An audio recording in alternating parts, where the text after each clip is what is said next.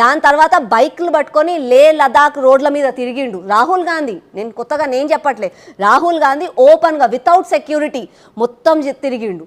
దానికి ఘనత నా నరేంద్ర మోదీ. అంతకుముందు వీళ్ళ హయాంలో, కాంగ్రెస్ హయాంలో ఎర్రకోట మీద ఫ్లాగ్ ఎగరేయాలి అని అంటే, ఆగస్ట్ 15కి ఫ్లాగ్ హోస్ట్ చేయాలి అని అంటే మన్మోహన్ సింగ్ గారు ఒక అద్దాల డబ్బాలో కూర్చొని, ఒక అద్దాల డబ్బాలో ఉండి స్క్రిప్ట్ చదివేవాడు. ఆ రోజు నుంచి ఈ రోజు నువ్వు ఫ్రీగా తిరుగు, నువ్వు ఫ్రీగా బతుకు, ఈ దేశంలో గాలి పీల్చుకో అని చేసింది నా నరేంద్ర మోదీ గారు. దానికి ఆ ఘనత 370 ఆర్టికల్. డిఫెన్స్ విషయంలో కానీ అన్ని విషయాలలో కానీ ఆ నేతృత్వం, నరేంద్ర మోదీ గారి నేతృత్వంలో దేశం ఈరోజు విశ్వగురువుగా అయ్యింది.